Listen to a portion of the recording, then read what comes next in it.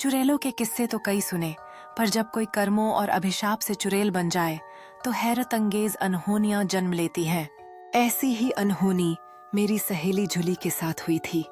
आज से कुछ साल पहले जूली अपनी माँ के साथ असम में रहती थी। जूली की माँ को काले जादू में महारत हासिल थी।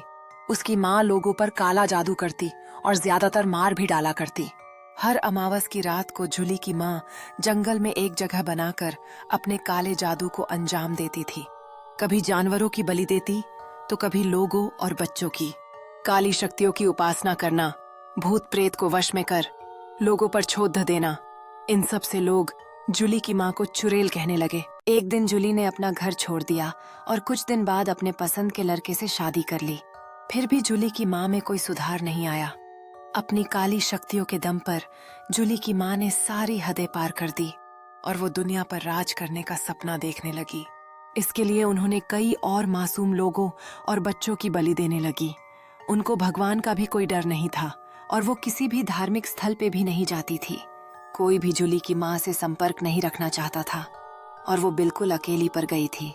कई सालों तक जूली की माँ अपनी काली शक्तियों को लोगों पर आजमाती रही। वो बेलगाम होकर काले जादू से जो चाहती हासिल करने लगी। धीरे धीरे उसके शरीर में कीड़े पड़ गए। ऐसी औरतें जो खुद काला जादू करती है, उनकी छवि एक शापित चुड़ैल जैसी हो जाती है। अंत में जूली की माँ जैसा ही हाल होता है। किसी भी डॉक्टर ने जूली की माँ का इलाज करने से मना कर दिया। लोग दूर से उसकी हालत देख के कहते, इस चुड़ैल का यही हाल होना चाहिए। अब सारी काली शक्तियाँ इससे ही लिपट गई थीं। भगवान की लाठी में आवाज नहीं होती। कुछ दिन बाद तड्डा पत्ते हुए जूली की माँ ने दम तोड़ दिया। वह सारी काली शक्तियाँ और भूत प्रेत जूली की माँ की आत्मा को अपने साथ ले गईं। ब्रह्मांड में सारी अच्छी बुरी शक्तियाँ घूमती है। काला जादू करने वालों को अंत में यही काली शक्तियाँ घेर लेती है, क्योंकि कुदरत के अपने नियम हैं इंसाफ करने।